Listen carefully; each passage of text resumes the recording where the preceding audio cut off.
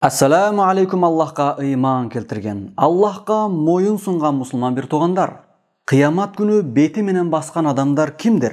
Anas ibn Malik radıyallahu anhu rivayet kılgan hadiste bir kişi Peygamberimiz Muhammed sallallahu aleyhi ve sellem'ga kelip, "O Allah'tın elçisi, kıyamat günü kapır adam kantip beti menen baskan avalda tirilet" dep suraganda, Peygamberimiz sallallahu aleyhi ve sellem "Аны бул дүйнөдө эки буту менен бастырганга кудурети жеткен Аллах кыямат күнүдө аны бети менен бастырып койгонго кудуреттүү" деп жооп берди. Muttafaqun алейх.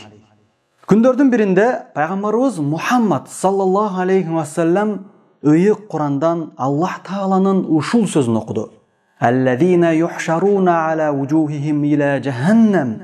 Алар капырлар кыямат күнү кабырларынан кайра тирилип чыгышканда тозокко беттери менен басып барышып кулашат деп аят окуйт. Фуркан сүрөсү 34-аят. Ошондо сахабалардын арасынан бирөөсү туруп, "О Аллахтын элчиси, кыямат күнү кабыр адам кантип бети менен басат?" деп сурады. Ага Пайгамбарыбыз Мухаммад саллаллаху алейхи ва саллям "Аллази амшаху ала риджлайх кадирун ала ан юмшияху ала вajhi." Ал капырды бул дүйнөдө эки буту менен бастырган зат кыямат күнүдө аны бети менен бастырып койгонго кудурети жетет деп жооп берди. Сахих Бухари.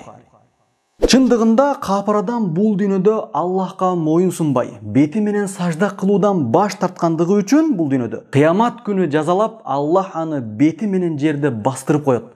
Жана тозокко дагы бети менен сүйрөлүп барып түшөт колап. Акул каули хаза ва астагфируллах ли ва лакум.